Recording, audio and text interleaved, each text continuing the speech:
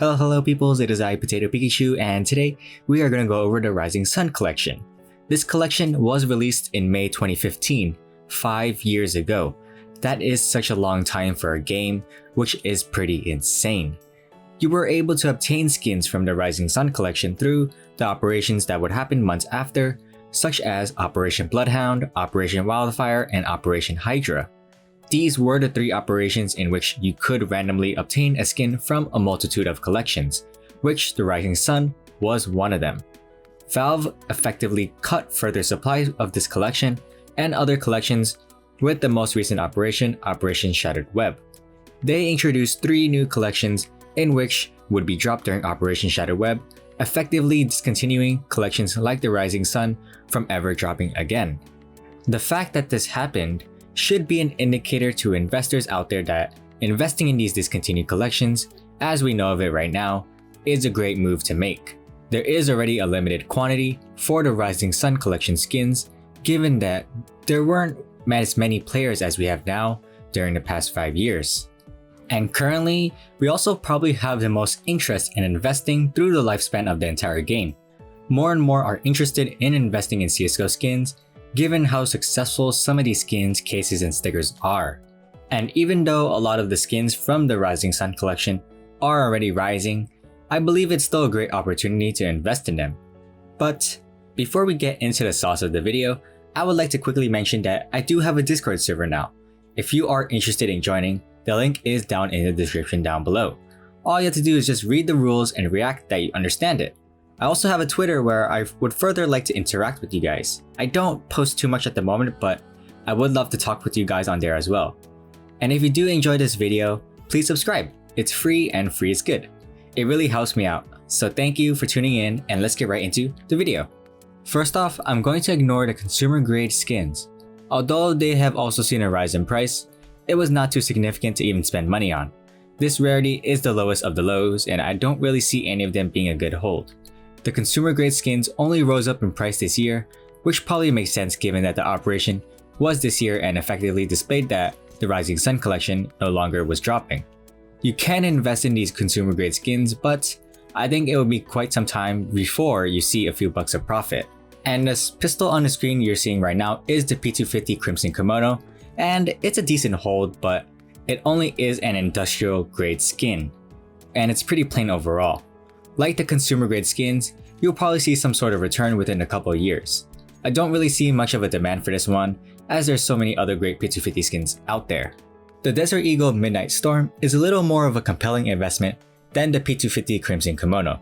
They're both industrial grade skins, but the Desert Eagle Midnight Storm has a more interesting design to it, and it is on a Desert Eagle. The price even conveys the difference between the two and the demand each skin has. The Midnight Storm is a much more interesting skin, albeit a bit dull in design, but a nice shade of blue. And generally, the Eagle skins are more interesting and a better investment than most of the pistols available in the game. It's a pretty decent play skin, so you can just hold onto this skin for a couple years as the price goes up. Hopefully. Moving on to the mil-spec guns, we have the Galil AR Aqua Terrace. I would really recommend investing in skins from this point and onwards, since the quantity will be very low and the mil-spec guns can trade up to better looking skins and so on and so forth.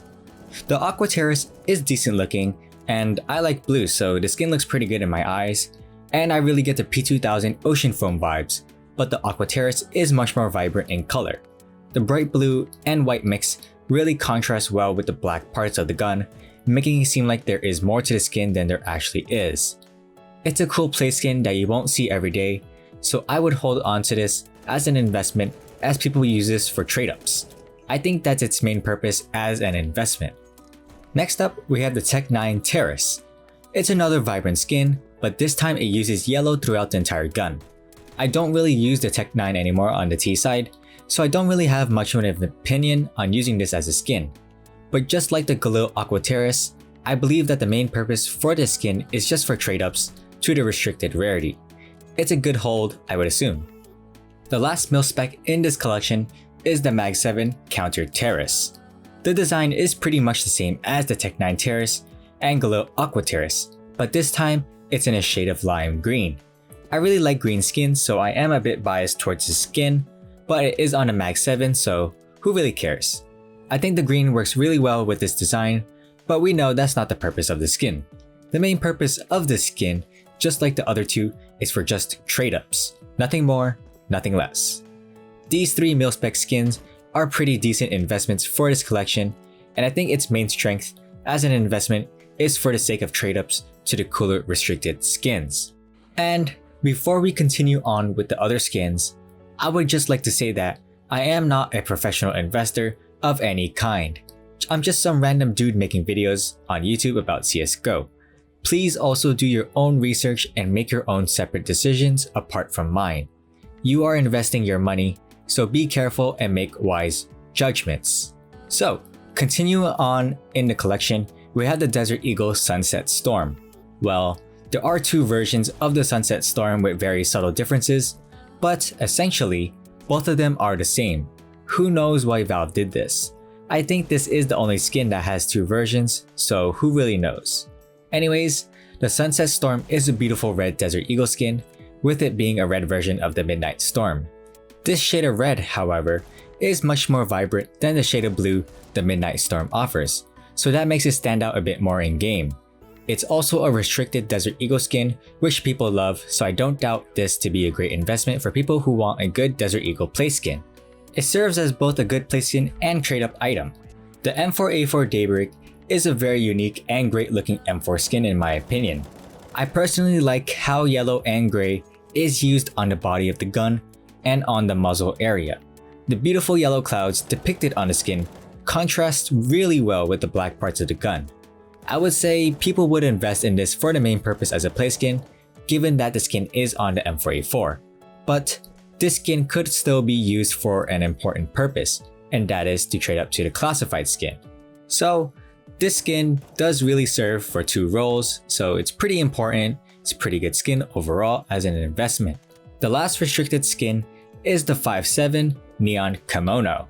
The bright neon green top is very noticeable on the skin itself, and the khaki-esque bottom goes well together, bringing the skin together as a whole.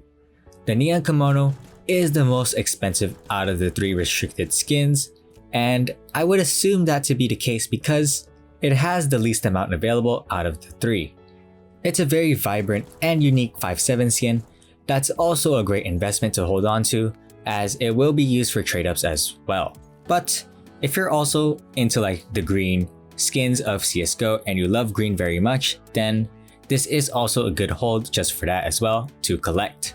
Moving on to the classified skin in this collection, we have the AK-47 Hydroponic. It has been making waves over the past few months with a lot of attention being put onto it. A lot of people have noticed the drastic rise in price for this skin, and to be honest, it was probably long overdue. The AK Hydroponic is famous for the stickers being applied to it, as the pattern it provides is very reminiscent of a certain recreational item people love to do. I really like the contrast between the classic brown wood, bright green highlights, and the white body. This is an excellent skin that will most certainly be used as a play skin for most people that currently have this. I am certain that this skin will rise in price over time, as it's a great looking AK in general and not too many people have it, making the people who do have it stand out even more in game. A lot of the restricted skins will most likely be used to trade up to this amazing skin, so I really recommend investing in this AK or the restricted skins. Last but not least, we have the infamous covert skin in this collection. The Akihabara Accept is known as one of the weeb skins when it was first released because there are Japanese highlights throughout the entire skin. It even has like an anime woman at the end of the AUG, which is very unique. I really like how the purple and whites work together in harmony and make this skin just look very modern. It's aged really well in my opinion, and there really isn't any other AUG skin that is comparable to this one. Now, this skin in my opinion will be primarily held by collectors who want this top tier AUG skin. The AUG isn't used too much in game, so I would think that people who would buy this would just do it for the sake of collecting skins.